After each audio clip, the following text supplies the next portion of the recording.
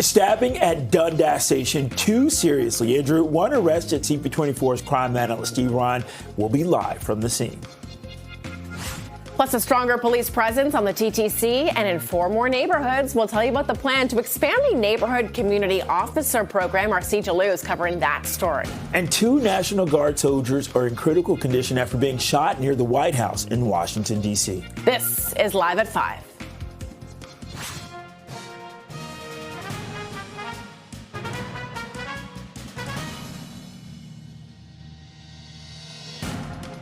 Good evening. I'm Bakari Savage. And I'm Beatrice Faisman. Welcome to Live at 5. Our top story this hour. A man is in custody after a TTC employee was stabbed and seriously injured at Dundas Station. And CP24's crime analyst Steve Ryan joins us live from the scene. Steve. Yeah, Dundas Station, Bakari and Beatrice, is still closed. The forensic team, actually the forensic truck is behind us here. We just left the downstairs into the entrance of the station itself. It's still closed. There's police tape around it, and we could see the investigators inside of the station collecting their evidence. So we are told by police that they responded to the subway station at 1:10 regarding a stabbing. Now, police were able to get to that scene very quickly, so quickly that they were able to arrest one person without incident, and that man is now in custody. The TTC employee who was the victim of the stabbing, we are told, was stabbed in the arm, and they are being treated in hospital right now. Now, needless to say, this is very concerning, not only to those that are hearing the news that are going into the subway station, but also to the president of the local union that represents the TTC. They put out a statement earlier on saying that they certainly are disturbed by what's going on, and I'm sure there will be more to come once the details are made known. Now, we did speak with the president of the local union just a short time ago, and here's some of that conversation. Let's listen. We all feel, and when an act like this happens to one of us, it affects all of us, whether they're their peers directly or just anybody in general in the system. And we're hoping all people stand up to make sure violence does not happen in the system, whether it's a worker or a patron expecting a safe travel home. Whatever it takes in order these things to stop happening, we're all for. Whether it's funding, we need more reliable systems in place, provide deterrence from this kind of thing happening. Ironically, we were at a press conference earlier today where the chief and the mayor talked about neighborhood community officers being put not only in new communities, but also in locations in the subway system itself. The mayor had said that she had heard feedback from riders of the TTC that that's what they wanted. But we forget often that it's not just the riders themselves that are concerned. It's also the TTC employees that are, working around the clock, getting people through the system itself day to day. So very concerning nonetheless. And we will hear more as this investigation unfolds. I'll send it back to you guys. All right, Steve Ryan reporting live from Dundas Station. Steve, thanks so much for this. And we're also hearing from TTC CEO Mandy Blally, who issued a statement. It reads in part, "We are deeply disturbed by the violent attack on one of our employees at Dundas Station. This is an unacceptable act against someone dedicated to serving our customers and our city. I would like to thank the Toronto Police for swiftly apprehending the suspect. Our thoughts are with our employee and their loved ones, and we wish them a full and speedy recovery. Safety is our top priority." Well, Toronto Police are expanding the service's neighborhood community officer program. The move is going to see them maintain a presence on one of the TTC's subway lines. For the very latest details on this story, let's go live to CP24. Arcee Jalou, in the scenario that Steve Ryan is at this evening, it goes part and parcel as to why this expansion is happening on the subway. Give us the details of this program, Sija. Well, certainly very interesting timing of all of this, with the police announcing they are expanding their neighborhood community program, officers program, not just to neighborhoods, but to the TTC. So essentially, they're going to be assigning officers who are dedicated to specific neighborhoods and the TTC for at least 4 years. They will be on a beat patrol of that neighborhood. In terms of the TTC, there will be 8 officers designated for line 1. There will be 4 officers patrolling between Bloor and Eglinton, and then 4 officers patrolling between Union and Wellesley. They will be focused on visibility, prevention, and responding quickly to safety concerns. And between these 8 officers, there will be 7 days a week coverage. They'll be working in teams in cooperation with other TTC officials to address any concerns on the subway. Now, they did mention violent crime on the TTC is actually down 25% year over year, but they are still getting lots of concerns of commuters and staff, as you just heard, feeling not safe while on the TTC, and that's what they're hoping to address. Here's more from Police Chief Myron Demke, along with others who spoke today. And when you look at line 1 in that stretch, there's a large amount of transit usage there and a great amount of calls for service compared to other parts of the system. And we also know that there are different times of day, days of the week, where there's peak activities in those areas that draw resources from us as a service, but also from our partners. So when you looked at all the data holistically, it made sense to go there as a starting point. Recently, I announced more frontline workers on transit, mental health workers, outreach workers for people experiencing homelessness, and more special constables. That's hundreds more people you see across the system. The Toronto Police neighborhood community officers work alongside with the entire TTC team. They add another layer of safety and help to stop crime before it starts.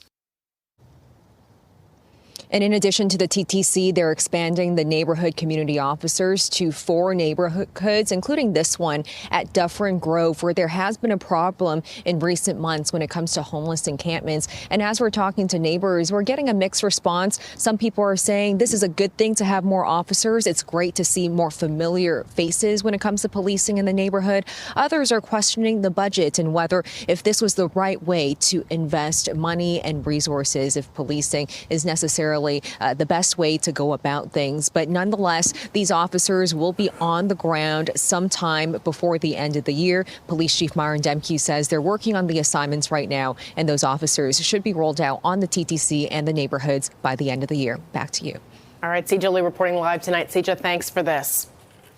And police have now confirmed that a man who died after being dropped off at a hospital, Humber River Hospital, yesterday had been shot on a downtown street. Yeah, the victim has been identified as 18-year-old Dylan Adams of Toronto. He was dropped off at a North York hospital before 5:30 yesterday morning, more than 30 minutes after he was shot on King Street near Spadina. Police say Adams was actually among a group of males who approached a 27-year-old man and shot at him. That man was hit by a bullet in the leg. He also now, police confirmed, returned fire, fatally striking Adams. 27-year-old Frandy Knoll suffered non-life-threatening injuries, and he's now been charged with second-degree murder. And police have released an image of a suspect wanted in a downtown assault last weekend. They're searching for this woman who's described as 25 years old with shoulder-length brown hair.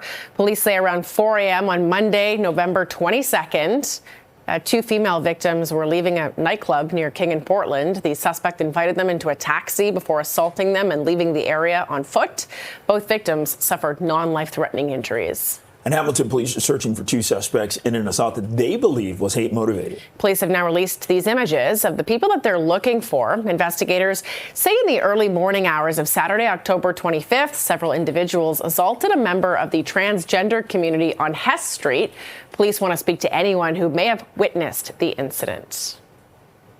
And Hamilton police say a fiery crash that killed 2 people this summer was the result of impaired driving and speeding. And this happened around 6:30. This was in the evening of August 29th. This is near Highland Road and Upper Centennial Parkway.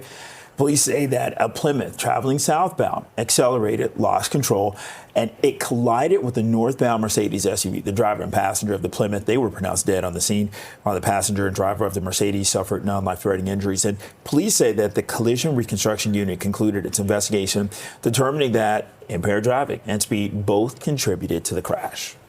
All right, it's that time. And most people are making their trip home from work, and it's generally not a pretty one. Adjoanne Siabois, I see some flashing lights behind you. I don't think it's a pretty one.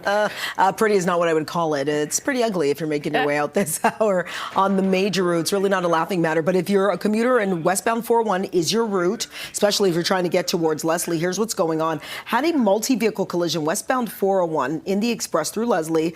Collision and a rollover, as you can see. It's only that right shoulder that is squeezing by. At one point, they had blocked all lanes, but now looks like they're letting traffic get by. Going to give you another visual, as you can see all these flashing lights and nothing but a sea of brake lights on the approach as that right lane continues to get by. In terms of that delay, pretty extensive. It does extend from well before McCowan, and that's both core and collectors. Maybe Shepherd is a good alternative, or even Ellesmere to get you by. Don Valley Parkway, at least checking in problem-free, looking at delays from Bayview Bloor up to the 401, and still very busy on the westbound Gardner, exiting the downtown core from York Bay Yonge all the way out towards Park Lawn. We are dealing with a rollover cleanup. It's on the eastbound lanes of the 407 on the approach to Bramalea. Vehicle into the ditch, so the two right lanes of the highway are blocked. And a reminder, TTC Line 1, no service on just as you make your way through Dundas. Trains actually bypassing Dundas Station. That is for an ongoing police investigation. This CP24 traffic report is brought to you by 407 ETR. Enjoy the journey with a stress-free commute. And Toronto's under a special weather statement.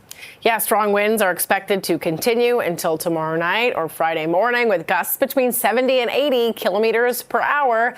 Here's the Toronto sign. We just showed it to you a minute ago as well. You can see the camera flapping in the wind a little bit, but it's going to get worse. Environment Canada saying lake effect snow is also expected, and experts say power outages are possible. And for many GTA residents, the snow means a lot of shoveling. And physiotherapist Daniel Zabalovsky joined us earlier with tips on preventing injury while clearing your driveway. Shoveling is a form of exercise, and you're not going to roll right into a gym and start hitting the heaviest weight right off the bat. You're going to spend some time warming up, getting ready to use the muscles that you're going to be doing. And most of us roll out of bed, grab a shovel and get right to it, and then we're surprised as to why everything hurts. So if we can spend those couple minutes warming up, getting ready, stretching, we could save a lot of back pain. Got to use those knees. Okay, use those knees. Most experts are predicting a colder, snowier winter this year than normal. Great news. Yeah, right now it's 5:11, 4 degrees. This is Live at 5. Coming up, the province is moving ahead with a plan to refurbish 4 reactors at the Pickering Nuclear Generating Station to get nearly 4 more decades of service out of them. That story after the break. The Ford government's going on the offensive, claiming that a man who was kicked out of the public gallery, this is at Queen's Park on Monday, was a paid protester, professional. What happened in this place was supported 100% by the leader of the opposition and actually members of her party. Member for Waterloo will come to order. Shameful for Waterloo will come to order. Shameful that situation was enabled by members of the opposition. This is a place, Speaker, through you, for debating ideas.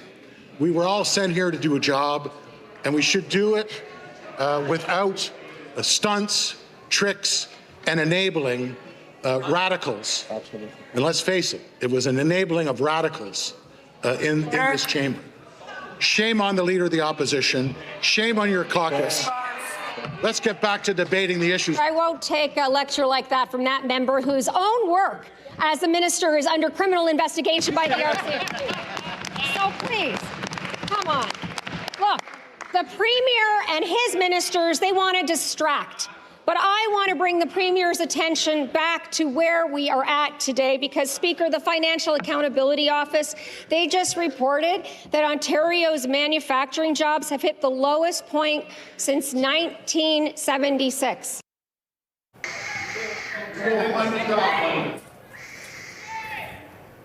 Well, this was a scene on Monday when several people were removed from the chamber at Queen's Park as the Ford government passed a controversial omnibus bill that critics say will make it easier for landlords to evict tenants. That's the same exchange, by the way, during which the Premier told that demonstrator in particular to go find a job.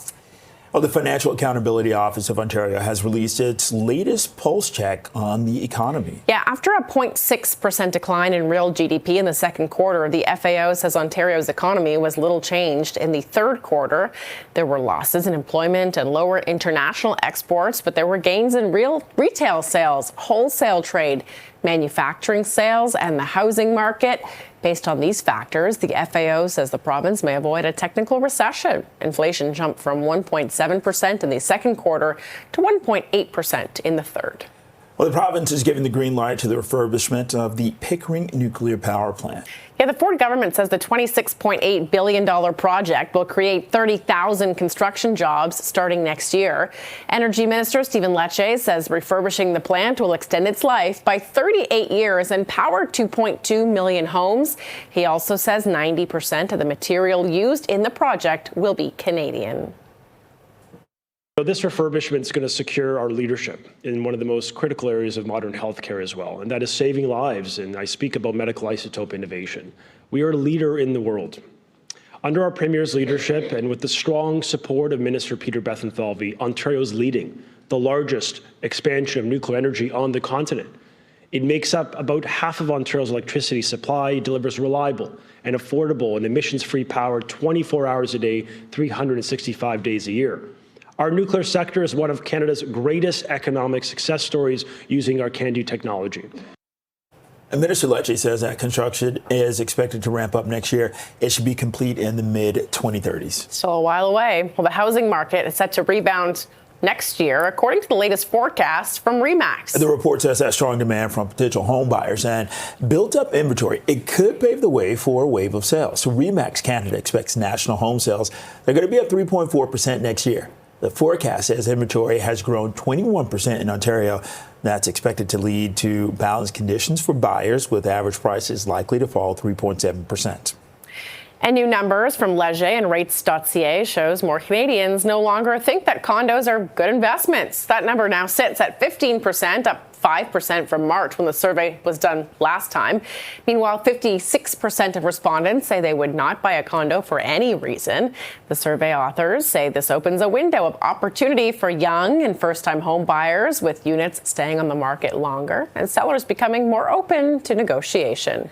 Victor Tran, Rates.ca mortgage and real estate expert, says that there are still some interests in condos. Now it's more about the fear of overpaying. There's a lot of inventory, a lot of product to choose from. So, depending on the type of customer out there, some people are looking for condos, some people are looking at freehold properties. There's still interest in condos because it's an easy entry point.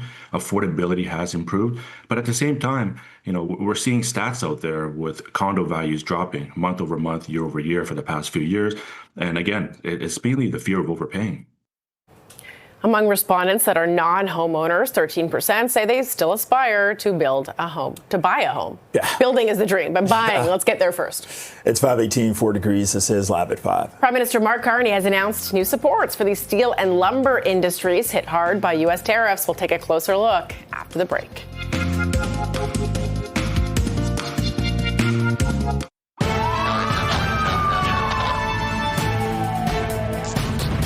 We're following breaking news out of Washington, where 2 National Guard soldiers have been shot. Okay, so here's a live look at the scene. According to police, the guardsmen were performing high visibility patrols. That's when they were shot. The guardsmen are in critical condition. The suspect, who was also shot, is in custody and expected to survive. Again, this is a live look at the U.S. Capitol right now, where, as you can see, there's a pretty large police presence. U.S. President Donald Trump was at his West Palm Beach golf course when the incident happened. The White House says that he's been briefed on the shooting. The FBI director updated the public this afternoon, saying that the shooting is going to be treated as an assault on federal enforcement officers. Closer to home, Prime Minister Mark Carney has announced new supports for the steel and lumber industries hit hard by U.S. tariffs. Let's go live to CP24's Phil Perkins, who's joining us from the newsroom. Phil. Hey there, Bakar and Beatrice. Yeah, the trade talks with the U.S. basically non-existent right now. Donald Trump still not sparking talks again with this country after those Ontario funded ads that were airing through Game 1 and 2 on the World Series. So no talks there. So in the meantime, Prime Minister Mark Carney, he was in the UAE, he was in South Africa working on deals to try to bolster the attractiveness of the Canadian economy, and specifically with the steel and lumber. They're trying to diversify here, work on more trade partners customers, but also trying to keep Canadian businesses buying Canadian. And the way they're doing that is that they're basically reducing the steel import quota from 50% to 20% of 2024 levels. This is mainly targeting Chinese steel making its way here. China is Canada's second largest steel partner. But with countries with free trade with this country, they're dropping the quota for imported steel from 100% to 75%. They're also making it cheaper to freight steel and lumber across the country itself. That's going to kick in next spring. They're also boosting a loan framework that they have for softwood lumber companies up from $500 million. So now it's the total of these loans that is available for softwood lumber companies is $1.2 billion. So here's Mark Carney with more on this announcement. So these new measures focus on three core objectives. First, to further limit foreign steel imports so as to increase domestic demand for Canadian steel producers. Second, to make it easier to buy and build with Canadian steel and lumber. And third, to invest in workers and businesses so they have the tools and the resources that they need to drive this industrial transformation.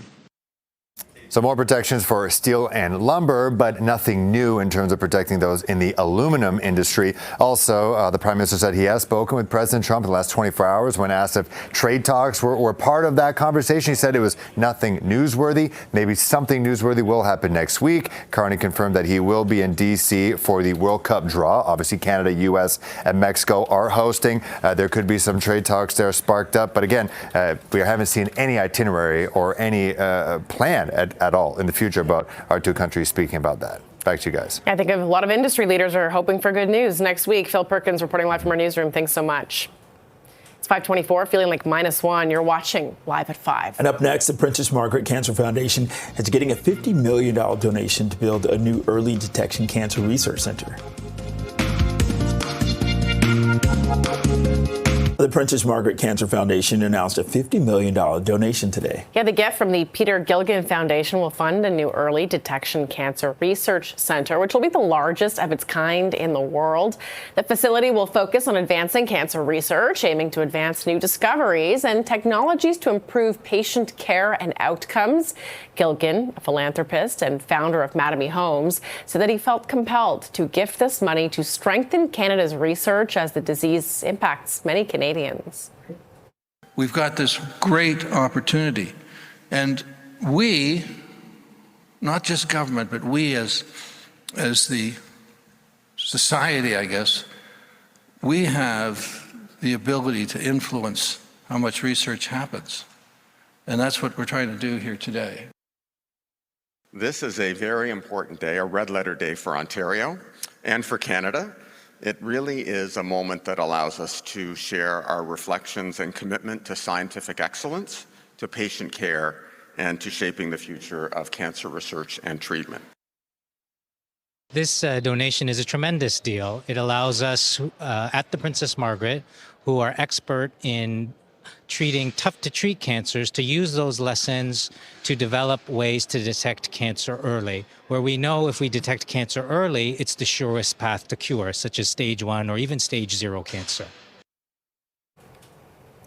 Well, the Princess Margaret Cancer Foundation says that cancer is the leading cause of death for Canadians, with more than 50% of cancers diagnosed in the late stages. An important cause. It is 5:21. Feels like -1. You're watching Live at 5. And we're live at Dundas Station. This is where two people were seriously injured in a stabbing. One of them is a TTC employee.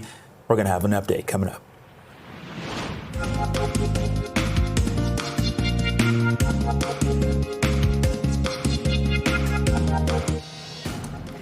A stabbing at Dundas subway station. An employee seriously injured. A second person arrested. CP24's crime analyst Steve Ryan will be live from the scene with all those details coming up. And a stronger police presence on the TTC and in 4 more neighborhoods. We're going to tell you about the plan to expand the neighborhood community officer program. And we're following some breaking news from south of the border. 2 National Guard soldiers are in critical condition after being shot near the White House. We'll go live to D.C. coming up. This is Live at 5.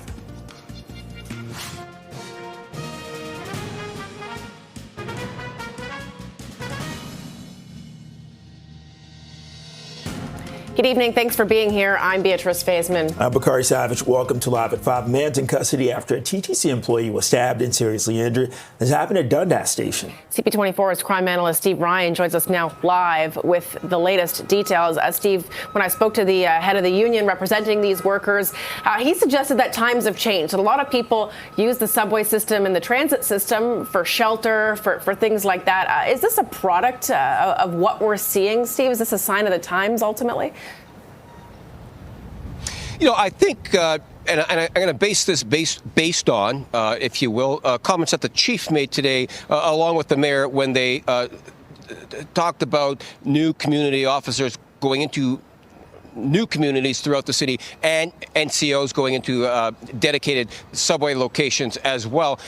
Yes, I would say it is a sign of the times. The transit system is used for all kinds of different reasons, other than just going from A to B. So it is some concern when it comes to what goes on in the subways, so much so that it was addressed today by both the chief and the mayor. The mayor had said that the feedback that she received from those that use the TTC, they wanted to see more of a uniform presence on the subway system itself. So that's what's being done. Ironically, we heard about that news today. But, you know, we forget that the TTC workers themselves are also in the subways, and they are subjected to some of the nonsense that might go on with people who want to argue or cause some sort of other criminal acts as a result. So, yeah, it's a sign of the times. It's something that is being addressed by the chief and by the mayor as well. And as you said, that interview that you had with the local, the president of the local union, he or she rather spoke about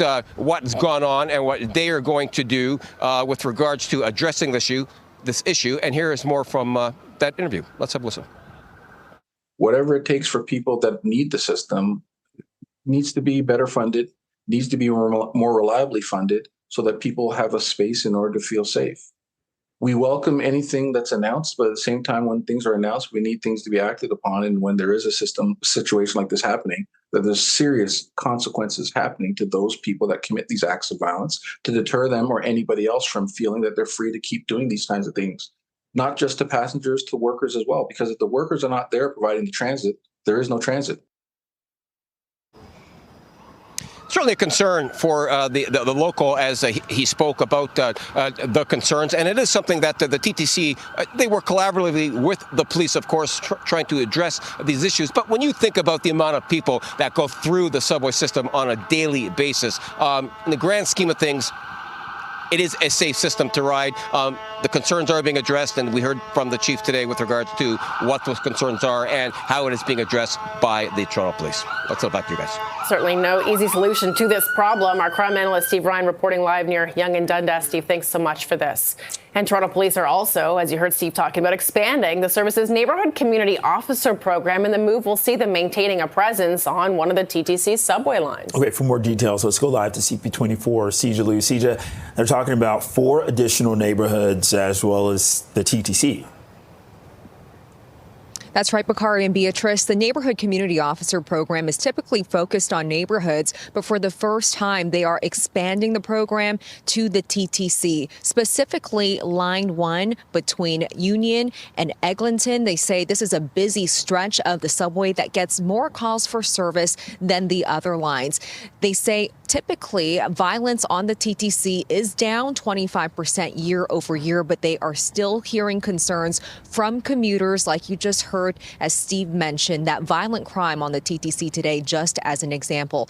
There will be 8 officers stationed in total. 4 officers will be patrolling between Union and Wellesley, and then the other 4 officers between Bloor and Eglinton, and they will be there 7 days a week. They'll also be patrolling strategically, so during peak times, they will have more officers at Bloor Station and Union Station, and they'll also be working with TTC partners. Here's more from Police Chief Myron Demkew on this initiative, specifically on the TTC. Riders don't always feel safe, and we need to increase the sense of safety. We have over 2.5 million trips a day taken on this system, every day, between buses and underground subway usage. An incredible amount of ridership. Upwards of 1 million people a day use this critical infrastructure in our city. And the level of reporting is going in the right direction. And in fact, there is no metric that wouldn't suggest that the TTC is very much a safe system as it relates to a public transit system. The other part of this program is the neighborhood. Police are expanding the program to 4 additional neighborhoods, including here at Dufferin Grove. That means additional officers will be stationed here, embedded here for at least 4 years. It's a way for them to really get to know the community, work with community partners, stakeholders, talk to neighbors to try to stop crime before it happens. Lots of people we've been speaking to here at Dufferin Grove say it's a good thing. They like to see familiar faces when it comes to policing. Others aren't fully sold yet and think their money could be used towards better things other than policing. Here's more from some of the people we're talking to in the neighborhood. I've lived here for 10 years and I think it's a pretty safe neighborhood. I know there's already a police station just down the street and I'm sure that does help. I'm not certain we definitely need more police walking around. I think perhaps using community members already involved, maybe working as an in-between might be more helpful for some people in our community. But I know the first answers usually go with the cops, but maybe we should try something different this time. And keep in mind, this program has been around since 2013. It expanded in 2023 to 56 neighborhoods, and now they're just adding 4 more as well as the TTC. In terms of timing, Beatrice and Bakari, Police Chief Myron Demke said they're adding the officers hopefully before the end of the year. Okay, reporting live, CP24, C. Duluth. Well, police have confirmed that a man who died after being dropped off at a hospital in North York yesterday, he had been shot on a downtown street. Yeah, the victim has now been identified by police as 18-year-old Dylan Adams from Toronto. He was dropped off at Humber River Hospital yesterday just before 5:30 in the morning, more than 30 minutes after he was shot on King Street near Spadina. And police said that Adams was among a group of males who approached a 27-year-old man and shot at him. Well, that man was hitting their return fire, fatally hitting Adams. 27-year-old Frandy Newell suffered non-life-threatening injuries and has now been charged with second-degree murder. Mayor Olivia Chow says the province has provided the city temporary signs to replace speed cameras in 20 school zones, but says they're too big. So the province has to buy new poles for these signs. Now, Chow's office says that the city received 80 signs for the school zones, working out to 4 in each location, and that the province has agreed to pay for new poles. Chow says that the city is not expecting any more signs, even though there were 150 speed cameras being utilized in Toronto prior to them being removed, and there are over 600 school zones in Toronto. I don't know why 20 locations. I didn't make that decision. It's up to the provincial government. Okay. And there are no options to ask for more signs unless someone changed their mind. Considering that there have been no arrests and the cameras are now gone, have the vandals won?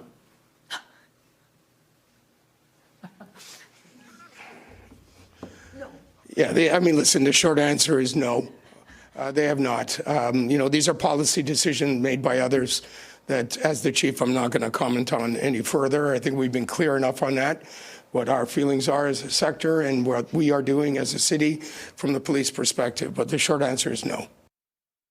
The Ford government's ban on speed enforcement cameras came into effect back on November 14th. The province has said it's spending more than $200 million to provide impacted communities like Toronto with other road safety infrastructure. Okay, it's 5:40. Let's get a check on the evening commute with CP24's traffic specialist, Ajwa and Siayabuak. Good evening, Aj. Oh, good evening, Bakari. It has not been an easy go for commuters on the westbound 401 because of a major situation happening on the westbound 401. It happened in the Express. This is right through Leslie. Still just this one lane, slowly getting by if you are making your way through because of this collision involving a rollover. Traffic is severely backed up now from well before Markham Road. Probably bail early if you can and use those alternatives. Ellesmere to the south and Shepherd to the north will probably see you through. You're not problem free on the eastbound 401. We have some problems. Mine are not as big as the ones happening westbound, but eastbound 401 in the Express. This is just past Avenue Road. Stalled transport blocking the right lane and shoulder. Also problems to deal with on the QEW Niagara bound. This is just fast as you make your way on the approach to Guelph Line. HOV lane blocked following a stall. That's also creating slowdowns from as far back as Appleby Line, and still really busy on the Gardner. Actually improving as you exit the downtown core. Things are getting a little bit better, at least on that route. Outside of camera view, a reminder on TTC Line 1, still trains bypassing Dundas Station because of an ongoing police investigation. I'll send it back to you, Bakari and B. Ajwa, thanks so much for this. It is 5:41, feeling like -1. You're watching Live at 5. Okay, we're going to go live to Washington, D.C. next. This is for an update on the shooting of 2 National Guardsmen near the White House.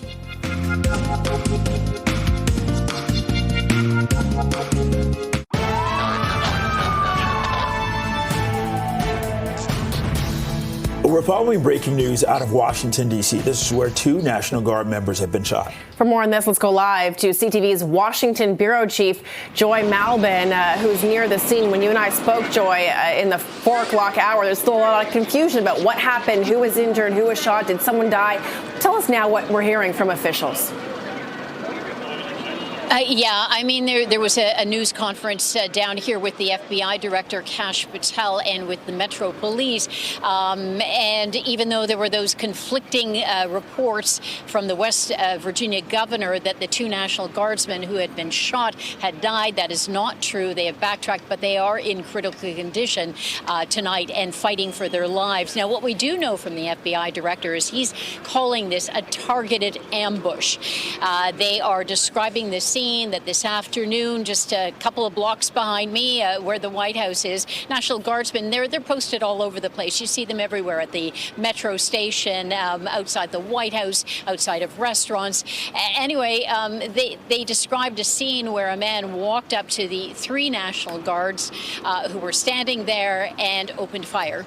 He did not have any ID on him. He, too, was shot and is in critical condition in hospital. And that's what we know so far, is that they believe this is a targeted ambush. They believe this was motivated and pre-planned, and they are looking at video surveillance because, of course, in a capital city like this, there are cameras everywhere.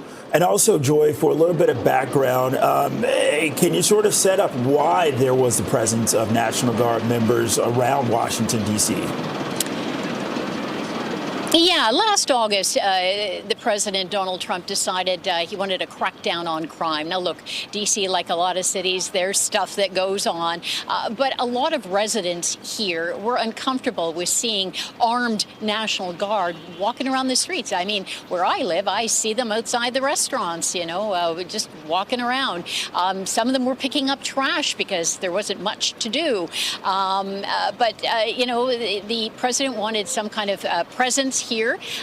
He believes that it has helped make this city safer. But we also heard about a man who threw a Subway sandwich at one of the guard and was, taken to court and tried and was let go with a fine.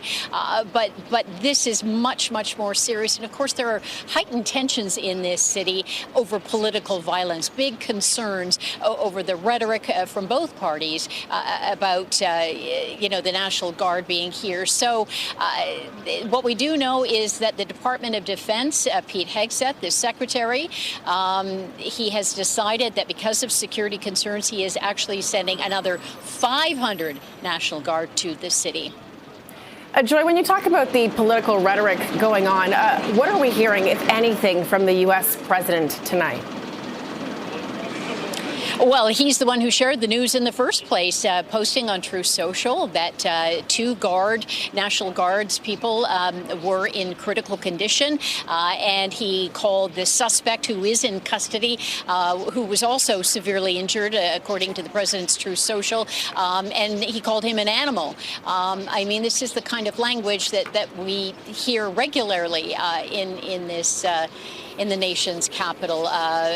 But, a lot of people are quite concerned because after the assassination of Charlie Kirk, people have asked, can we tone it down a little bit? Can we be a bit more respectful? But the president is in Mar-a-Lago. He's in Florida for the Thanksgiving holiday. And I must say that at some point, the Reagan National Airport was shut down for a while over security concerns. And it's absolute gridlock roadblock here all around the White House. And it's a busy, busy day because, of course, this is the day before Thanksgiving. A lot of people are trying to get out of town to be with family. Okay, following the latest with this breaking news out of the U.S. Capitol, reporting live, CTV's Washington Bureau Chief Joy Malbon. Thank you. Well, the death toll in a fire that spread across multiple apartment buildings in Hong Kong, it's now 44. More than 24 people are still in hospital. 279 others remain missing after this just horrible blaze. Firefighters have struggled to reach upper floors because of the intensity of the fire. The cause is not known, but 3 people have already been arrested on suspicion of manslaughter. The flames spread quickly on bamboo scaffolding and construction netting around the complex. Well, thousands have been left homeless in Bangladesh's capital. This is after a fire tore through the city's largest slum, and firefighters struggled to reach the scene due to heavy traffic and narrow streets. They had to leave their trucks behind and drag hoses through alleys to access the area. About 80,000 families, many of them climate refugees, live in the slum, but no deaths were reported. The cause of the fire, it's still not clear. 5:49, 4 degrees, feels like -1. You're watching Live at 5. And coming up, a rally is being held this hour by Toronto Community Housing and Toronto Seniors Housing Workers. This as their December 1st strike deadline draws closer. Well, a rally is being held this hour by Toronto Community Housing and Toronto Seniors Housing Workers as their December 1st strike deadline draws closer. Let's go live to CP24's Andrew Brennan, who's at the rally on Lower Jarvis Street. Andrew. Bakari, Beatrice, right now, you may be able to have just heard in the background behind me, they said if we don't get it, what do? Shut it down. They're ready to go on strike December 1st if ultimately what they're hoping for at the bargaining table isn't there. We were just hearing from the president of the Local 79 for CUPE, but right now we're about hearing actually from one of the workers at Toronto Community Housing Corporation. I'm going to move a little closer because I want to be able to hear as she is sharing her experience. One thing that Naziat Alahi was saying beforehand, I'll get out of the way if you're able to see right now. One thing that she was saying is that 66% of workers are saying that they do not feel safe at work. They are being assaulted while they're attempting to deliver services for over 100,000 tenants across the city. What I value most is caring for people. She is saying right now, as much as she values caring for people, she, among hundreds of workers voting en masse for this strike mandate, 98% of Toronto Community Housing workers did vote yes for this strike mandate, but 94% from the Seniors Housing Corporation as well.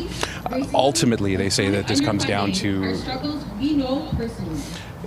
in essence, the erosion of the social safety net, that they ultimately are dealing with people that are underhoused in some cases, that are not receiving the care that they need, but they are dealing with them at the brunt of the problem. They are dealing with people that need help, and they're not trained for it.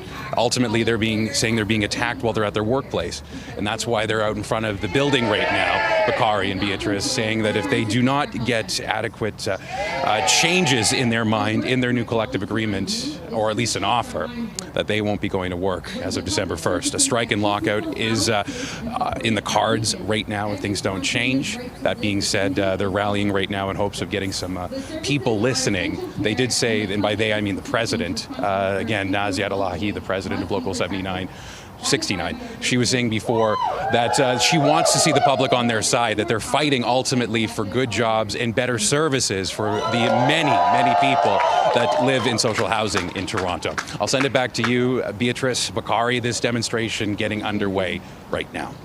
CP24's Andrew Brennan reporting live on Lower Jarvis. Andrew, thanks for this. It is 5:55, feeling like 1 degree, -1, I should say. You're watching Live at 5. Well, coming up, the struggling Leafs, they're going to get some help tonight when they take on the Blue Jackets in Columbus.